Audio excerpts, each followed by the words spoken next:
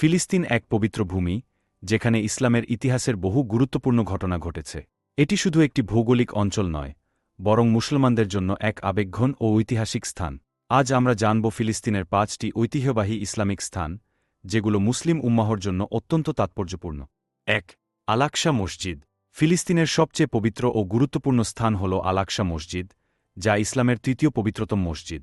এটি জেরুজালেমের পুরনো শহরে অবস্থিত, এবং মুসলিম বিশ্বে এর গুরুত্ব অপরিসীম।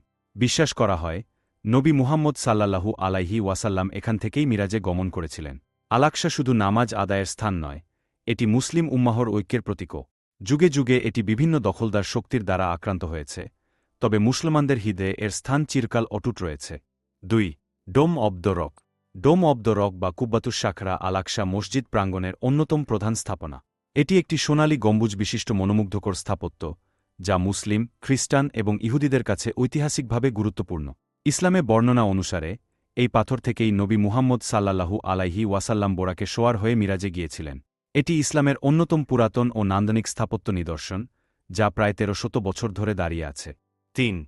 ইব্রাহিমী মসজিদ। ফিলিস্তিনের হেবরন শহরে অবস্থিত ইব্রাহিমী মসজিদ, যা হজরত ইব্রাহিম আলাইহিসসালাম এর স্মৃতিবিজড়িত স্থান। এটি শুধু ইসলামে নয়, বরং ইহুদি ও খ্রিস্টান ধর্মাবলম্বীদের কাছেও অত্যন্ত গুরুত্বপূর্ণ। এই মসজিদে হজরত ইব্রাহিম আলাইহিসসালাম, তার স্ত্রী সারাহ, পুত্র ইসহাক ও ইয়াকুবের কবর রয়েছে বলে মনে করা হয়। ৪. বিলাল বিন রাবাহ রাদিয়াল্লাহু আনহু মসজিদ। বিলাল রাদিয়াল্লাহু তাআলা আনহু ছিলেন নবী মুহাম্মদ সাল্লাল্লাহু আলাইহি ওয়াসাল্লাম এর প্রিয় সাহাবী এবং ইসলামের প্রথম মুজাজ্জিম। ফিলিস্তিনের বেথলেহেম শহরে অবস্থিত বিলাল বিন রাবাহ রাদিয়াল্লাহু আনহু মসজিদ তার স্মৃতিতে নির্মিত হয়েছে। এটি ইসলামের প্রথম যুগের ইতিহাসের সাক্ষী এবং মুসলমানদের কাছে একটি বিশেষ তাৎপর্যপূর্ণ স্থান। ৫. আল-খাদ্রা মসজিদ। গাজার অন্যতম প্রাচীন মসজিদ আল-খাদ্রা মসজিদ, যা ইসলামের প্রথম যুগের একটি গুরুত্বপূর্ণ স্থাপনা। এটি বহুবার পুনর্নির্মাণ করা হয়েছে, তবে এর ঐতিহাসিক গুরুত্ব অটুট রয়েছে। এই মসজিদটি অনেক নবী ও সাহাবীর স্মৃতি বিজড়িত এবং গাজার মানুষদের ধর্মীয় জীবনের কেন্দ্রবিন্দু হিসেবে পরিচিত। এটি বিশেষ করে ফিলিস্তিনি মুসলমানদের কাছে গুরুত্বপূর্ণ, কারণ শতাব্দীর পর শতাব্দী ধরে এটি ধর্মীয় শিক্ষা ও ইবাদতের স্থান হিসেবে ব্যবহৃত হয়ে আসছে।